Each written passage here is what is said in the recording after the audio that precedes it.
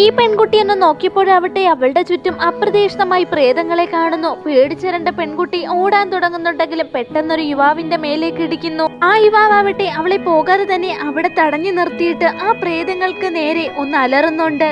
തൽക്ഷണം ആ പ്രേതങ്ങളാവട്ടെ അവിടെ നിന്ന് അപ്രത്യക്ഷമാകുന്നുണ്ട്.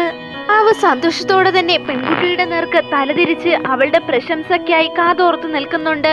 എന്നാൽ യുവാവിനെ കണ്ട മാത്രയിൽ തന്നെ പെൺകുട്ടിയാകെ സ്തബ്ധയായി പോകുന്നുണ്ട്. കാരണം അവളുടെ കാണാതായി പോയ ഭർത്താവിനെ പോലെയായിരുന്നു ആ യുവാവ്. പെൺകുട്ടിയാവട്ടെ അവനോട് ചോദിക്കുന്നുണ്ട് അവൻ ആരാണെന്ന്. ആ യുവാവട്ടെ അവളുടെ കൂടെ പറയുന്നുണ്ട് അവനൊരു ആത്മാവ് മാത്രമാണ്, തന്റെ ഓർമ്മകളെല്ലാം അവന് നഷ്ടപ്പെട്ടിരിക്കുന്നു. പെൺകുട്ടിക്കാവട്ടെ ആത്മാക്കളെ കാണാനുള്ള ശക്തിയുണ്ടല്ലോ, അതുകൊണ്ട് തന്നെ അവന്റെ ഓർമ്മകൾ വീണ്ടെടുക്കാൻ സഹായിക്കാമോ എന്ന് അവൻ പെൺകുട്ടിയോട് അഭ്യർത്ഥിക്കുന്നുണ്ട്.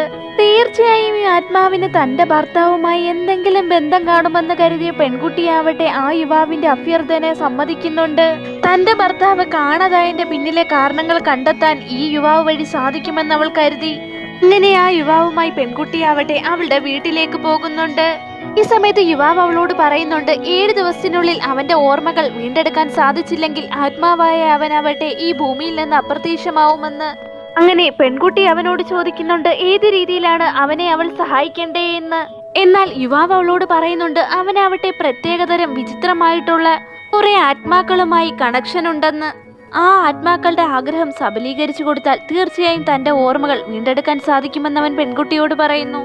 എന്നാൽ ഇത് കേട്ട് പെൺകുട്ടിയാവട്ടെ ആശയക്കുഴപ്പത്തിലാവുന്നു. എങ്ങനെയാണ് പ്രത്യേകതരം ആത്മാക്കളെ കണ്ടുപിടിക്കുന്നതെന്ന് അവൾക്കറിയില്ലായിരുന്നു.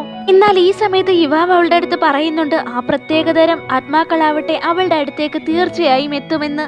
ഭീഷണം ആ മുറിയിലെ വെട്ടമാവട്ടെ മിന്നി മറയുന്നുണ്ട്. അങ്ങോട്ടേക്ക് ഒരു കറുത്ത പൂച്ച പ്രത്യക്ഷപ്പെടുന്നുണ്ട്. ആ കറുത്ത പൂച്ചയെ കണ്ടയുടനെ തന്നെ പെൺകുട്ടിക്ക് മനസ്സിലാവുന്നുണ്ട് അവൻ പറഞ്ഞ പ്രത്യേകതയുള്ള ആത്മാവ് അത് തന്നെയാണെന്ന്. ആ കറുത്ത പൂച്ചയുടെ ഉള്ളിലുള്ള ആത്മാവിന്റെ ആഗ്രഹം എന്തെന്ന് വെച്ചാൽ അത് അവസാനമായി സ്നേഹിച്ച ആളെ കാണണമെന്നായിരുന്നു. അതിനുശേഷം പൂച്ചയ്ക്കുള്ളിലെ ആത്മാവ് അതിന്റെ കഥ പറയാൻ തുടങ്ങുന്നുണ്ട്. ആ പൂച്ചയ്ക്കുള്ളിലെ ആത്മാവാവട്ടെ ഒരു സാധാരണ കോളേജ് സ്റ്റുഡന്റ് ആയിരുന്ന പെൺകുട്ടിയായിരുന്നു. കോളേജിലേക്ക് പോകുന്ന വഴിയിൽ ആ പെൺകുട്ടിയാവട്ടെ ഒരു വഴിയാത്രക്കാരൻ തട്ടുന്നുണ്ട്. ഈ സമയത്ത് അവളുടെ കണ്ണിൽ നിന്ന് കണ്ണാടി എങ്ങോട്ടേക്കോ തെറിച്ചു പോകുന്നു. കണ്ണാടി വെക്കാതെ അവൾക്ക് ഒന്നും കാണാൻ സാധിക്കില്ലായിരുന്നു. അവൾ അവിടെയും ഇവിടെയും പരുതി കണ്ണാടി തിരയുന്നുണ്ട്. ഈ സമയത്ത് അവളുടെ അടുത്തേക്ക് ഒരു യുവാവ് വന്ന് ആ കണ്ണാടി അവളുടെ കയ്യിലേക്ക് വെച്ചു കൊടുക്കുന്നു. അവനെ കണ്ട ആദ്യ കാഴ്ചയിൽ തന്നെ അവനോട് പെൺകുട്ടിക്ക് പ്രണയം തോന്നുന്നു. പൂച്ചകളോട് ഒരുപാട് സ്നേഹമുള്ള ആ യുവാവട്ടെ ഒരു കറുത്ത പൂച്ചയെ എടുത്തു വളർത്തുന്നുണ്ട്.